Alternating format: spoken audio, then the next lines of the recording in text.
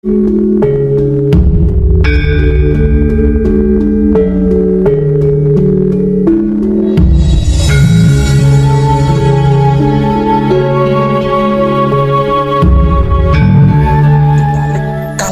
manunggaling kawula Gusti.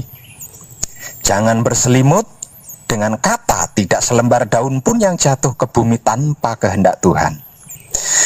Saya ulangi lagi pertanyaan dan jawabannya tadi ya.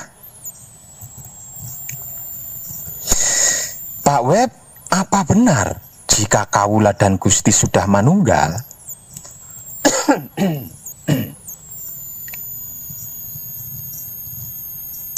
Manusia akan terbebas dari hukum? Pertanyaannya tadi kan begitu toh? Ini pertanyaan spiritual loh. Artinya seseorang yang bertanya seperti ini bisa dipastikan 75%-nya itu sudah mengerti dan memahami proses perjalanan spiritual. Ini dibuat minimal loh ya. Lalu saya menjawabnya, ya benar.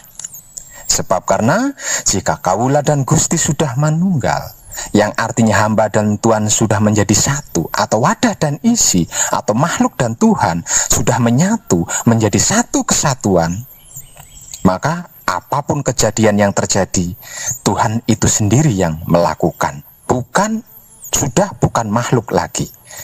Ini nih yang tidak boleh diabaikan. Bahwasannya apapun yang dilakukan atau diperbuat oleh Tuhan itu pasti yang terbaik dan terbenar. Mutlak loh ini ya. Sebab karena apapun yang diperbuat atau dilakukan Tuhan adalah membangun, menghidupkan, memelihara, mengindahkan, dan membaikkan serta melestarikan. Bukan merusak, bukan mematikan, bukan menghancurkan, bukan mengotori, dan bukan memburukkan, serta bukan membinasakan.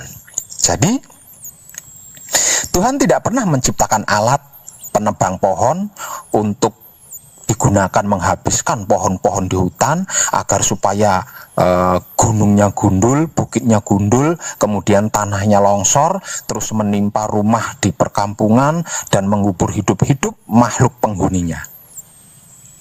Juga tidak menciptakan penghancur batu, pelebur timah, pemotong rumput, dan lain-lain. Itu semua ciptaan manusia, bukan Tuhan.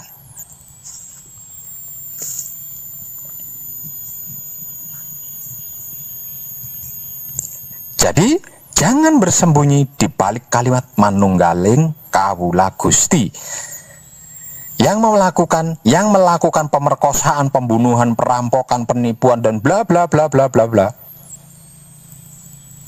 Itu orang yang kawula Gustinya belum manunggal. Artinya bukan Tuhan, melainkan angan-angannya sendiri, halusinasinya sendiri. Kalau kawula Gustinya sudah manunggal, manalah mungkin. Nih, gue kawulanya sudah manunggal ame Gusti gue. Mau gue cobain berjalan di rel kereta api nih. Saksikan ya, apa yang akan terjadi. Keretanya bisa nabrak gua kagak, terus gue yang ditabrak kenapa-napa kagak. Bukan seperti itu, dan tidak seperti itu jika kawula Gustinya seseorang sudah manunggal. Jadi jangan kau jadikan tameng untuk modus ya. Macam mana pula kau itu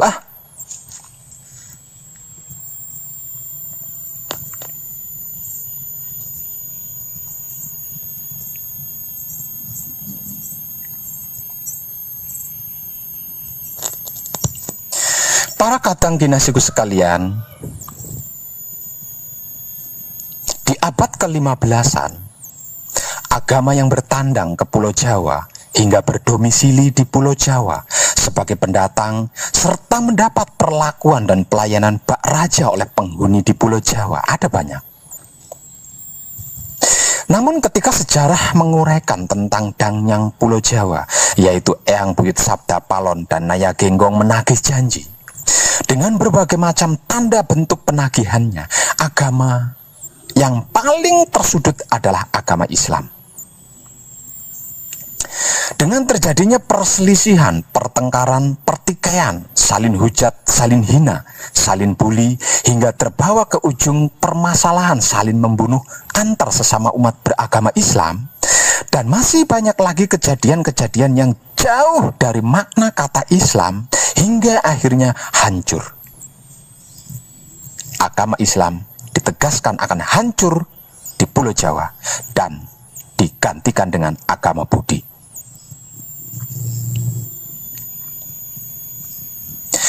Hal ini terjadi akibat dari sebab literasi sejarah dengan kekajaman politiknya ketika membagi fase pengembangan agama di Nusantara, di mana pada waktu itu Islam baru menguasai Nusantara setelah berdirinya kerajaan Demak Bintara, setelah menghancurkan kerajaan Majapahit. Kerajaan Majapahit yang pada masa itu sebagai kerajaan pemersatu Nusantara juga merupakan pengayom dan pelindung semua agama-agama yang sedang bertamu di Nusantara menemui titik terendahnya yang kemudian hancur dan lenyap. Dengan kejadian tersebut, agama Islam didakwa sebagai imperialis baru Nusantara pada abad ke-15. Jadi, tidak dan bukan suatu hal yang aneh dan mengherankan jika kemunculan tuntutan Dangyang Jawa, yaitu Eyang Buyut Sabda Palon Naya Genggong, yang secara perlahan-lahan menghancurkan agama Islam.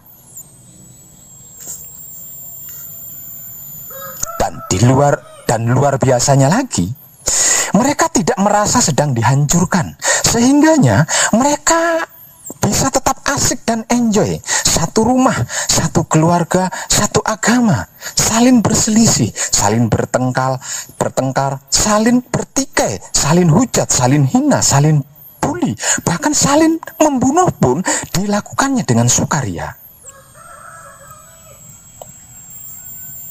Selama lebih dari 500 tahun, bahkan sumpah, selama lebih dari 500 tahun pasca sumpah Sabda Palon Naya Genggong, kejadiannya benar-benar sirno ilang kertaning bumi, yang artinya tidak ada kedamaian sama sekali di muka bumi ini.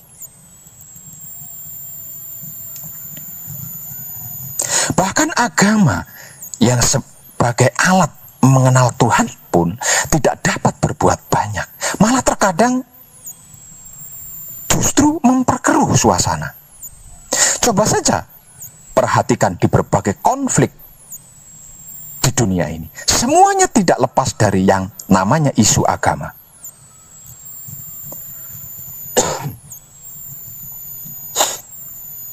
Bahkan ada banyak yang merasakan kehidupan di negara muslim terbesar di dunia ini mengalami konflik di satu ranjang, satu tempat tidur, yaitu Islam versus Islam.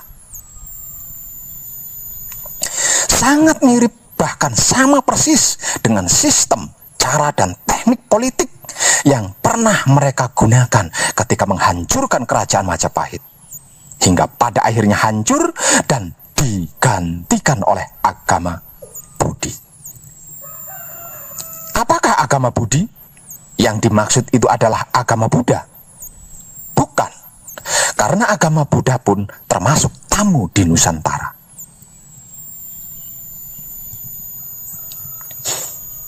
Setelah berhasil berkuasa dan menguasai Nusantara, agama Islam tidak lebih dari hanya sebuah dogma saja. Tentu ini juga sangat mungkin terjadi pada agama-agama lainnya pula. Agama hanya dijadikan oleh para manusia-manusia kuat dan pintar sebagai alat untuk meraih kepuasan dan kekuasaan dunia. Sedangkan orang-orang yang lemah dan bodoh dijadikan sebagai korbannya, bahkan kedibalnya. Namun yang perlu kita ketahui bersama, titik pentingnya adalah tentang hancur. Hancur yang dimaksud oleh Eyang Buyut Sabda Palon Naya Genggong bukanlah hancur punah tak bersisa, karena leluhur kita bukanlah makhluk kejam yang tidak berperi kemanusiaan seperti manusia-manusia pada umumnya yang mengaku ahli agama. Hancur yang dimaksud oleh Eyang Buyut Sabda Palon Naya Genggong adalah seperti ini kurang lebihnya. Dengan kesepakatan antara Sabda Palon Naya Genggong dan hukum alam semesta yang proses perputaran perjalanannya tidak bisa diubah dan dihentikan.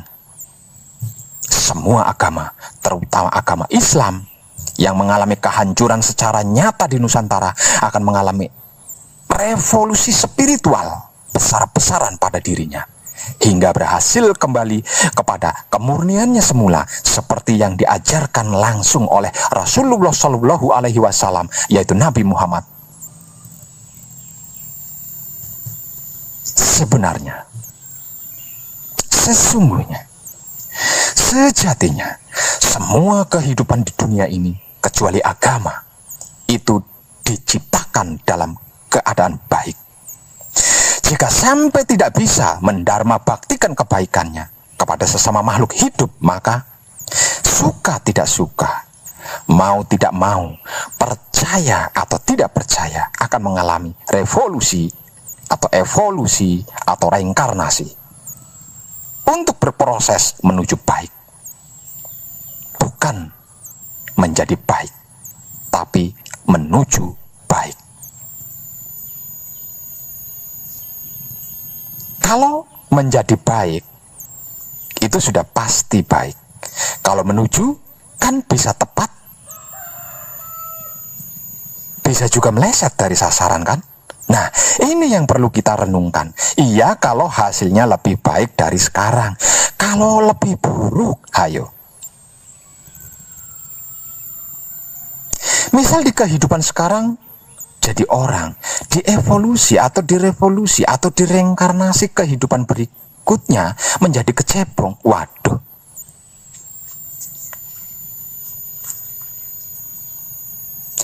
Tapi Pak Web mengatakan kecuali agama, semuanya akan mengalami evolusi atau revolusi atau reinkarnasi. Maksudnya, kalau agama tidak mengalami evolusi atau reinkarnasi, gitu ya Pak? Ya, karena agama bukanlah kehidupan, melainkan alat untuk bertuhan. Tapi tidak kali ini. Ini karena disebabkan oleh manusia si penganut agama itu sendiri, yang secara tidak langsung meminta untuk dievolusi, untuk direvolusi, atau untuk direinkarnasikan.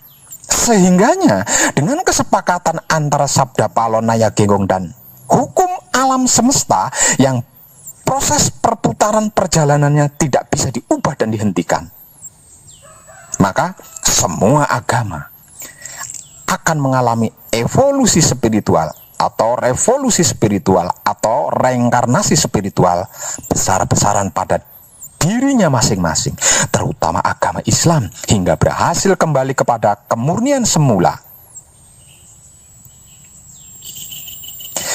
Kejadian hal inilah yang dimaksud oleh Eyang Buyut Sabda Palon Naya Genggong sebagai agama budi.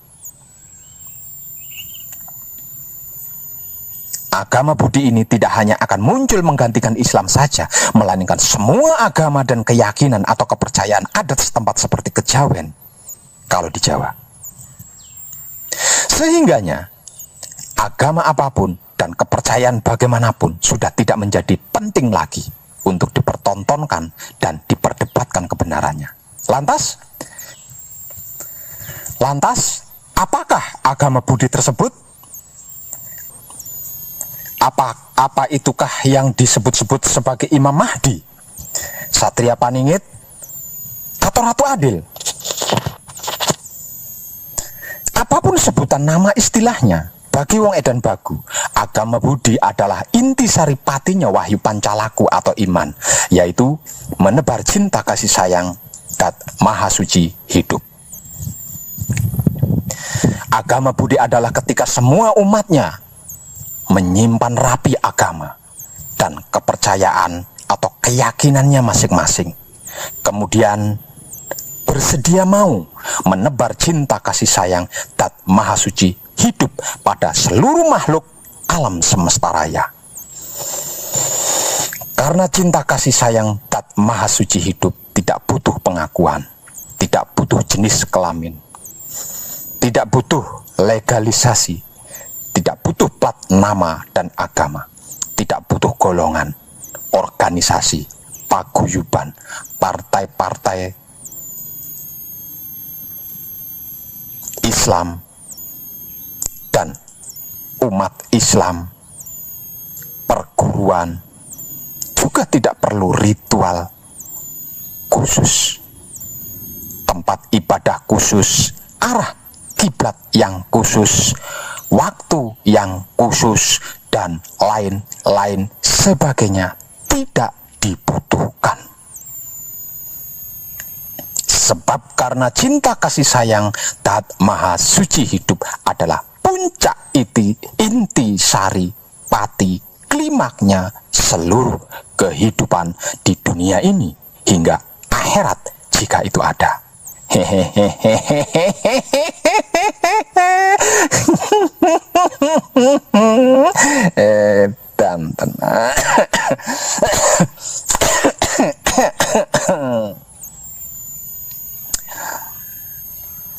Sadar akan kesadaran hidupnya yang kalau diibaratkan itu bagaikan oksigen dari maha suci yang diinfuskan tanpa henti